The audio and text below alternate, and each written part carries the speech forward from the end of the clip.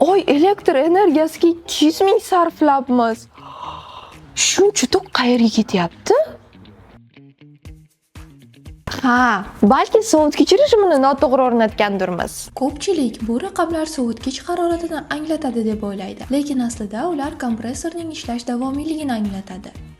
Agar rejimni noto'g'ri tanlasangiz, ortiqcha energiya sarfiga olib keladi. Masalan, sizning muzlatgichingizda ham muz hosil bo'ladimi? Unda rejimni to'g'irlash vaqti keldi.